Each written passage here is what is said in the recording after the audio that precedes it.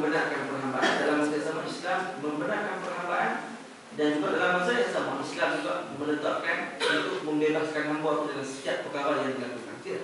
Kalau kita tengok dalam amal ibadah, contohnya kalau orang tadi melakukan persetubuhan dengan isterinya pada bulan Ramadan, maka dikenalkan puasa 2 bulan tersebut. Yang pertama sebelum dikenalkan puasa 2 bulan tersebut, dia juga dikenalkan untuk menyelesaikan suara hamba. Jadi maksudnya Islam bukannya nak menyuruh untuk melaksanakan perhambaan tadi secara total, tapi juga dalam masa yang sama meletakkan suruh membebaskan hamba kerana manusia ini adalah merdeka. Dan perhambaan dari segi Islam tidaklah sama seperti perhambaan dari segi bangsa lain. Kita nampak bila sebut perhambaan, nampak macam orang ni hamba, tidak. Hamba dalam Islam hanya dianggap sebagai orang yang bukan orang kaki, dia milikkan daripada dia. Cuma di dalam Islam diletakkan, dibenarkan untuk orang tersebut melaksanakan bermuamalah dengan hamba dia tadi sebagaimana orang biasa. Dan sebut dalam Islam, dalam Quran disebut macam mana kita nak muamalah dengan hamba. Apa yang kita makan, dimakan kepada hamba. Bukan macam golongan Kristian. Hamba mereka makan sisa daripada mereka makan. Lepas tu ulama bila nak buat kajian, kita nak buat kajian, kita nak buat perbandingan, kita tengok perbandingan di antara hamba-hamba yang lain. Hamba pada bangsa yang lain dengan hamba yang Islam letakkan. Macam mana Islam letakkan? Dia faham? Cuma sekarang, cuba tengok balik. Kalau betul Islam menghalalkan perhambaan, sudah tentu sampai Allah perhambaan. Tapi kenapa Allah tak ada perhambaan? Bebas. Kenapa sekarang dia tak ada perhambaan? Sebab tak ada penaklukan. Kenapa?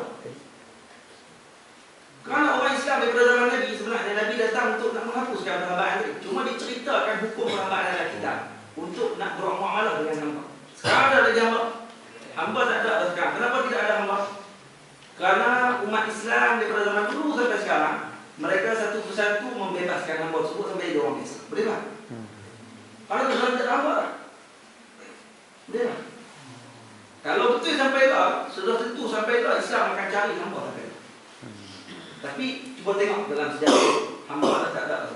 Bila tak ada hamba dalam Islam tidak ada lagi hamba. Bukan maksudnya apa yang Allah SWT maksudnya sekarang ni umat Islam pada zaman dulu, mereka ni membebaskan satu persatu hamba tersebut dan semua ni orang mereka macam kita. Maksudnya zaman di hamba bukan Islam yang bawa.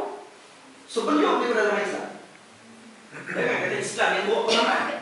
Tu kata kita silap terang. Dan kenapa Islam menghalalkan perhambaan? Bukan tu soalannya. Kenapa orang dulu menghalalkan perhambaan, Islam datang masuk dalam sistem yang sama, tapi bermuamalah dengan sistem yang berbeza. Kemudian sedikit demi sedikit membebaskan hamba tersebut, akhirnya tidak ada lagi. Sebab betul tak? Betul. Sebab kata apa nak setuju? Betul, itu satu. Yang satu dalam perhambaan juga, si tuan ni boleh melakukan persetubuhan dengan si hamba perempuan. Itu dikira sebagai apa? Dia milik. Dia sebab dia ada akad. Jadi bila akad macam nikah, cuma dia akad nikah disebab akad untuk menikah dengan perempuan. Hak yang milik hamba adalah dia akad milik. Jadi bukan persetubuhan tadi seperti mana undi. Dia bukan macam bersetubuh seperti mana bersetubuh dengan undi. Undi ni pelacur. Orang panggil apa? Umpan simpanan. Ada undi. Hamba tidak. Hamba ni dia beli dengan milikan. Ini pemilik hamba ni, maka dia bersetubuh dengan perempuan. Bila bersetubuh dengan perempuan, kalau otomatik anak yang lahir dari perempuan pun akan jadi merdeka. Dengar? Dan dia waktu tu dia boleh pilih sama ada nak merdekakan perempuan tu jadi isteri ya, maka dia kahwin dengan akad nikah. Jadi akad tadi tu jadi akad nikah, kahwin, ataupun dia nak teruskan jadi hamba. Dia akan jadi merdeka seperti mana ayah. Dengar? Jadi sebenarnya apa? Bila tuan buat dengan tu, automatik budak akan jadi merdeka. Budak akan jadi hamba. Dia akan jadi merdeka. Boleh faham? Maksud dia apa dia? Maksud dia nak membanyakkan sistem merdeka daripada hamba. Dia faham? Jadi perhambaan Islam yang tidak lebih baik. Mulai Islam maknanya lebih nak membebaskan orang. Dia faham? Dan masalah perhambaan pula, dalam pengikut dari dalam kitab-kitab mereka ada satu kitab yang ditulis oleh apa? Muktamad, kitab Muktamad dari Majid. Dalam kitab sebut Syekh Muhammad Zuhairi tidak letakkan perhambaan. Dia kata apa? Karena tidak perlu lagi kita bahas perhambaan. Karena perhambaan sudah tidak ada lagi. Jadi kita tak perlu bahas. Cuma ulama-ulama bincang, kenapa dalam kitab fiqh yang lama-lama ada masih lagi bincang bab perhambaan. Karena ulama kita untuk ambil malakah, untuk ambil kepakaran dalam membahaskan ilmu fiqh. Jadi kalau nak bahaskan, hamba pun termasuk juga dalam orang yang boleh terima harta warisan kalau kita tidak ada lagi waris ketika sebut dia. Maksudnya hamba ada hak juga.